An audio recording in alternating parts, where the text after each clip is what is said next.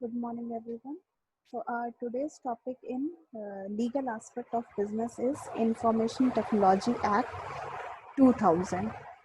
See, as the information age has been arrived, and there is evolution and all the fulfillment of information technology in our country. So it is very important to create a set of rules and regulations to control any kind of uh, offenses in information technology. The need of Information Technology Act was there. See, in 1996, the United Nations Commission of International Trade Law, which is UNCIRAL, has adopted a model law on electronic commerce so that they can bring uniformity of in every country who is creating the law related to uh, e-commerce. So on the basis of that model law, every country which is associated with the United Nations Commission on uh, International Trade Law need to create a cyber law, which is and the India is the 12th country who has created information technology law on the basis of that model law. So in 2000, the Information Technology Act was enacted in the India. So if we talk about the objective or why it is enacted in India, we will talk about the objectives of IT Act. So uh, Information Technology Act provides the legal recognition to transaction done via electronic exchange of data or other electronic means of communication or e-commerce transaction. So these also involves use of alternative of paper-based work. So, like for example, uh, physical form of in paper form of bill in place of they provide you an online invoice. So this so the act has certain objectives.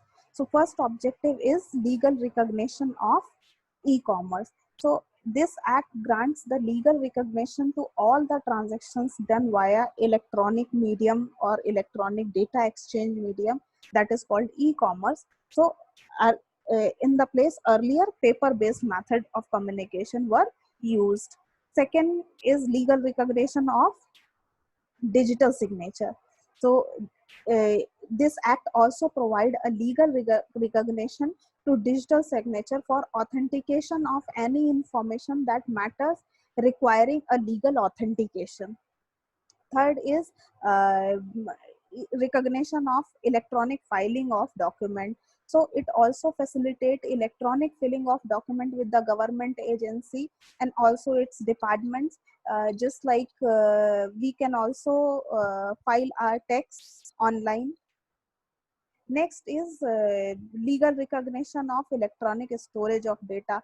So it also facilitate that means the electronic data is also considered as authentic data.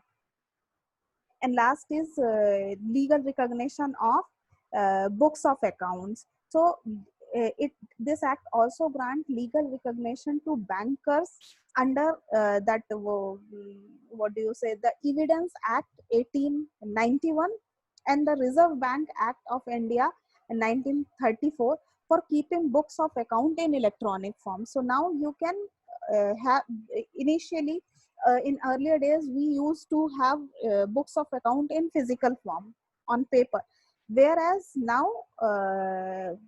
IT Act has recognized the electronic keeping of books of accounts is also valid. So these are the objectives of IT Act. Now we move on to the scope of IT Act.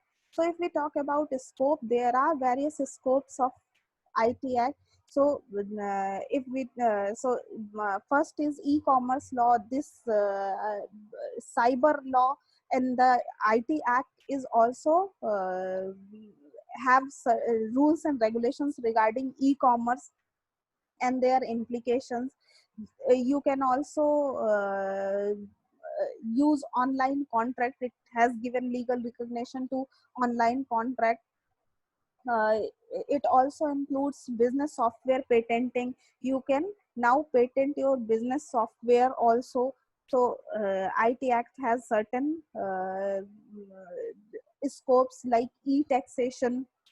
So now you can file e-file your tax, uh, such as GSTs and your personal taxes. Then e-governance is also can be done by the electronic portals or e-commerce in electronic form.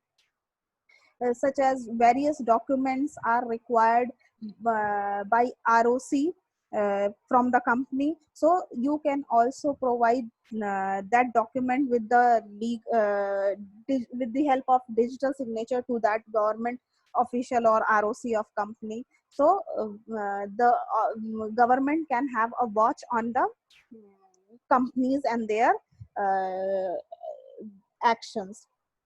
Then it also this IT Act has also given offenses and their penalties, so that to control cyber crime as well.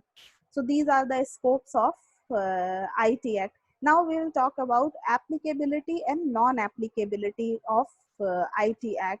So according to section 1 uh, part 2, the act extend to entire country, which also includes the state of Jammu and Kashmir.